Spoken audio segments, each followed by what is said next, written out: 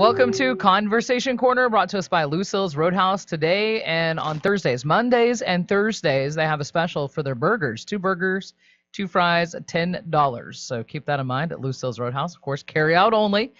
Curbside delivery if you like. We have the mayor of the town of Weatherford, Mayor Mike Brown, in the studio with us. Hello. Good morning. Hey, good morning. How are y'all? Good. How are you doing? Good. Hanging in there. I see you are rocking the ever controversial mask. Controversial? Well, Well, yeah. my Go ahead. wife told me that I need to start wearing that more. So, I've been doing it. And, just the good thing about it is, you don't feel too out of place. And most places No. you go, there's somebody wearing, Yeah, no, you're 100% right. I think you go Right. to the store, anywhere, kind of out in public, you see them everywhere. Yeah. So it's not bad. What used to be kind of common, like you'd see it in like places like China, a lot of places, but now it's definitely taken over places where the air quality is Right. is pretty bad. Well, sometimes I think about when somebody's got one on, thinking, oh, they're sick. Right, They're the right. sick one. Hold on a second. They're wearing that. Are you the sick one? No, I'm not the sick one. But anyway. Yeah, my daughter, my grandma died a couple of years ago. But anyway, right before the week of the funeral, Mabry got the flu. Right. And I'm like, man, my grandma's funeral, she can't go to the funeral. And the doctor said, well, she probably won't be contagious by then. But I still thought, just for everyone's safety, Sure. oh my goodness. It was like she was a walking time bomb. Right. Everyone's like, whoa. Yeah, well, yeah, back off. Why does she have that mask on? The Right. flu! Yeah. Yeah, they were freaking out. Yeah. Little did they know, the real virus was going Right. to come Later on. Right. Yeah. Right.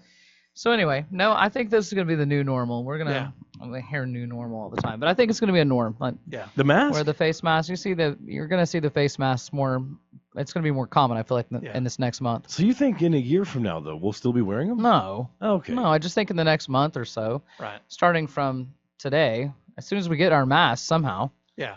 they're either sold out or you're Right. trying to figure out. It's like, do we have a bandana in this house? Right. Yeah. Those are probably sold out by now too. Right. My wife's been making masks for everybody. She made a bunch kind of those ladies as far as to give out, and then now she's kind of like personalize them. Each one of the grandkids. Nice. Each one of the kids sending them masks. So Oh, fun. Well, coming up, we're going to talk about lots of things. Of course, we Yep. talked to Chief Flowers on Friday about where his riot teams are dispatched at what playground Right, to right. protect the playgrounds. Yeah. We'll talk about I that. heard that. I want to talk about the economic side of this. Okay. Obviously, it's going to hurt, Sure. and what City of Weatherford's done to kind of help to deem that, and then kind of some other things that we just don't know Okay. that exists. In city council meetings, I know are online, so you can still be able to meet without meeting, right? Right. And we'll talk about how you guys are doing that, and just life of 2020, right? Sounds good.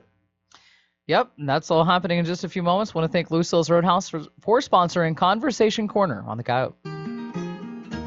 ASAP General Stores wants to help you solve a lot of the problems you may be faced with during this hard time, like helping you save up to 25 cents per gallon on your gas by using the Phillips 66 app on your phone. You can come by and pick up a fresh breakfast, lunch, or dinner and get many of your favorite beverages, as well as carrying a lot of the everyday items you may run out of around the house. ASAP General Stores in Weatherford, Clinton, Hinton, and Thomas are open and ready to serve you and your family. Get there ASAP. There's a lot going on in the world right now, but getting your tax refund is as important as ever. H&R Block is here to help you safely get your taxes done. Just drop off your documents at H&R Block and a tax pro will do the rest. Call your local H&R Block office today. This is Ryan Willis in Weatherford. Tanya Willis in Clinton. And Carissa Willis in Elk City in your locally owned H&R Block offices. Walk in, make an appointment, or drop off your docs, and we'll tackle your taxes while you're away. Whatever your type of home, experience a new level of home comfort with a new Bryant Evolution system. When installed with the Evolution Connex control, this advanced system can communicate with both the indoor and outdoor units for increased comfort and efficiency. Ask Cross Heat and Air, your Bryant dealer, about an Evolution heating and cooling system today. Schedule an appointment by calling Cross Heat and Air at 580-819-1089 or visit crossheatandair.com. Bryant, whatever it takes. Roger, Houston, Apollo 10, you can tell the world that we have arrived. 1969. Apollo 10 launched on May 26th. The view is really out of this world. Tom Stafford and crew had made it to the moon. This is just one of many adventures to relive at one of Oklahoma's must-see attractions, the Stafford Air and Space Museum. Open daily Monday through Sunday. See the Apollo spacecraft, the moon rock, the ICBM missile, and more. One of Oklahoma's must-see attractions, the Tom Stafford Air and Space Museum in Weatherford. When it comes to cooking meals, drying clothes, heating water, and my home, nothing beats natural gas from CenterPoint Energy. It's my most affordable option.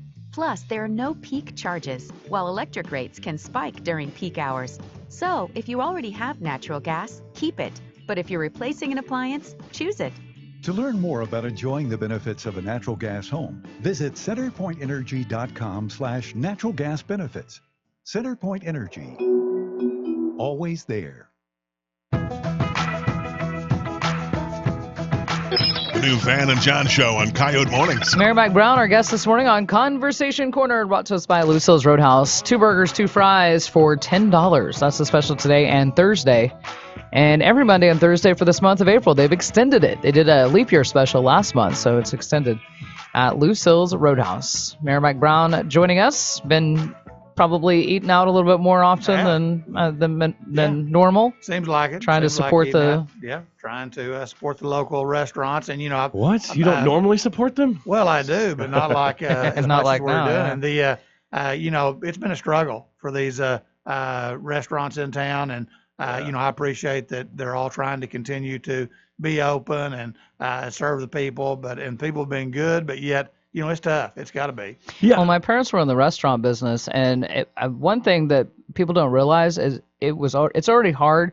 Right after Christmas, people don't really go out to eat like they did until about Valentine's. Okay. So some restaurants can't even handle that. Right. The January and half of February, and so now they're getting hit again with this pandemic. Well, we had several businesses that during the time that we were putting out different type of warnings, and I said if we ask a restaurant to close down for 21 days, they're probably out of business, not just closed for business. They're out of business, So and that's the way it is for a lot of people. It's pretty tough to make it work. Yeah, you mentioned the restaurants. There are several businesses that have had to close. I think at the bowling alley, for example, like what choice did they really have? They aren't allowed to be open, but it's one of those businesses that probably needs to stay open to revenue. Sure. But thank goodness the government's come out and printed off this fake money. Yeah. Hey, if you're allowed to do it, why not? Right. Well, I heard Cody Bell on the earlier this morning on your show, and talking about the PPP, and really that's going to be a lifesaver for a lot of people. And I know I've done it. I've got 3 employees, but it's one of those that I've done it, and going to be a benefit to my business, and hopefully everybody's doing the same thing. But you talked about, having the ability to ask people to shut down. What we did shut down city properties, aka kind of the parks, the playgrounds. Right. Now, don't get me wrong, the parks are open, but the playgrounds and the basketball courts and I guess things where people touch things. Is that kind of your thought process? Yeah, it's kind of been a changing thing each week or each day, and we actually had several people that were complaining about there's seemed like large groups of kids either at the Thunder Park or playing on the playground equipment. So it wasn't like we barricaded it. We put a scrap of yellow tape around there, and so just advising people like we've done, just encouraging them not to play on the playground equipment. And it's one of those things that we know people are going to get out and move around, but just one of those that we felt like it was a step that we could take that might help somebody.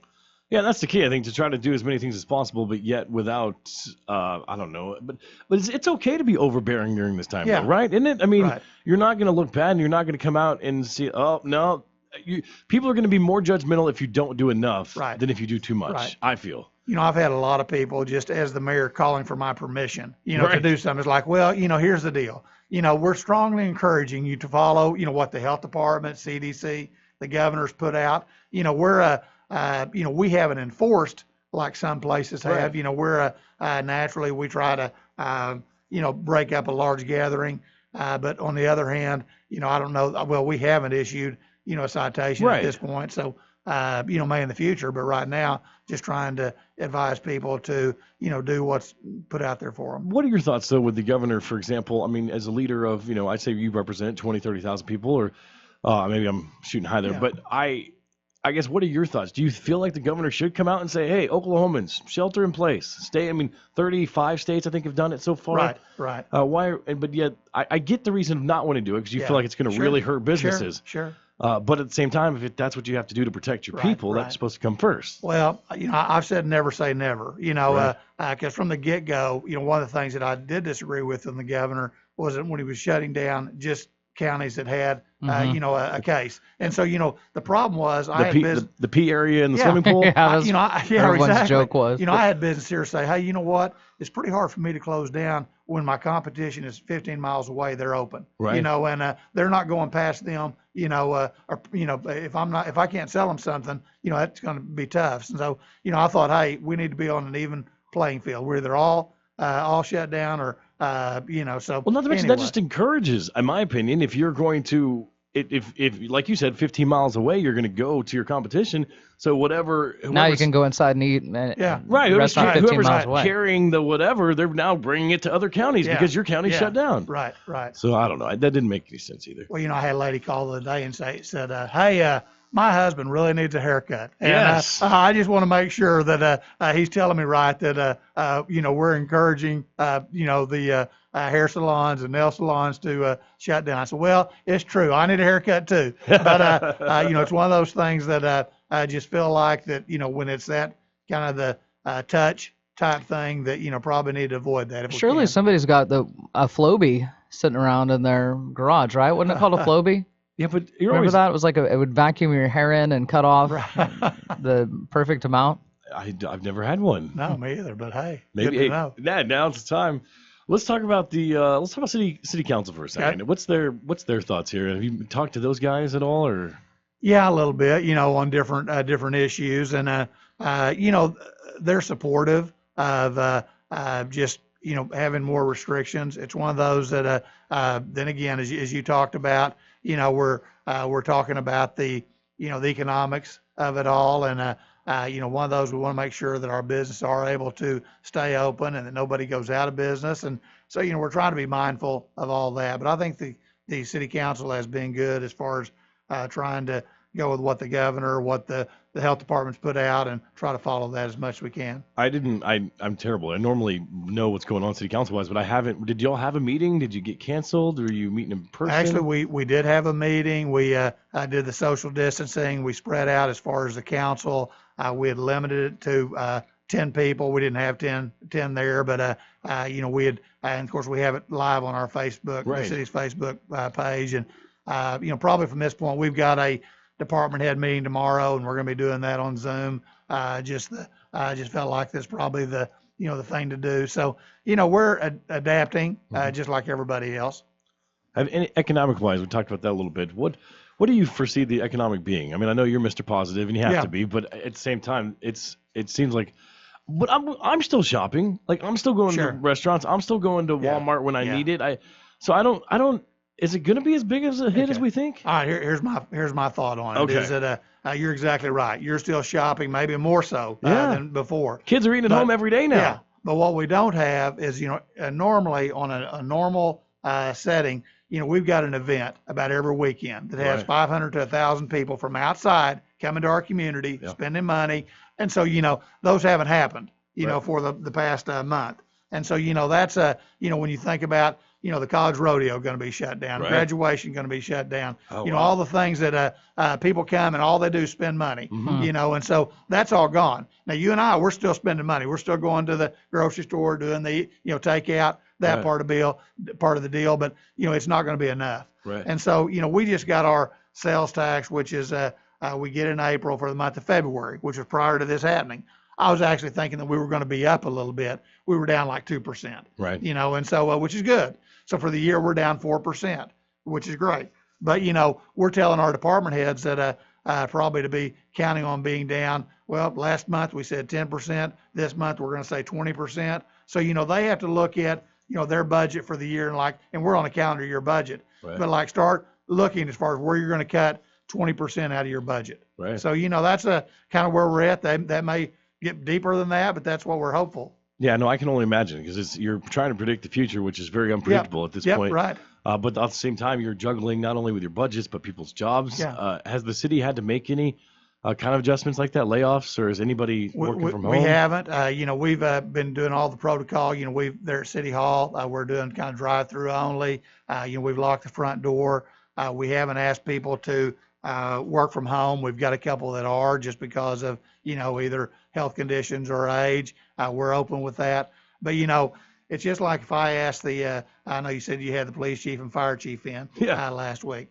Okay, the police department runs on about I'm just round figures here, $2 million budget. Okay. The fire department's about $1 million budget. So, if I take the fire department and say, hey, you need to cut 20%, $200,000 out of there, it's pretty hard to do that just in material. Right. You're probably thinking about personnel. Same way on the police department. Now I'm asking you to cut $400,000 out of your budget. Oh. So pretty significant. So, we've basically said, hey, don't be thinking about hiring anybody new. Think about what you can do, if we get in this situation, because we can't just bail you out, and say, hey, it's got to be across the board. Right. Is there a way to is the business loan thing? Is there any way that cities and stuff will be able to get any kind of benefit from that, or a help, or I don't know. Is there any kind of financial help that you've seen that are offered to municipalities? I haven't, and it's a great question. I really don't know if if the cities fall under the Paycheck Protection program they're putting out. It'd be great if they did. If they did, that'd be kind of get us back to where we need to be. I'll check on that today. But hopefully there's going to be some type of bailout, if you will, to help. But it's going to. I saw where the state, they're going to have a shortfall. Right. We've kind of been double whammied, if you will. You had the oil crisis as well as the COVID-19, and so for us here in Oklahoma, been pretty tough. As the mayor of Weatherford, do you see yourself issuing any kind of shelter-in-place order?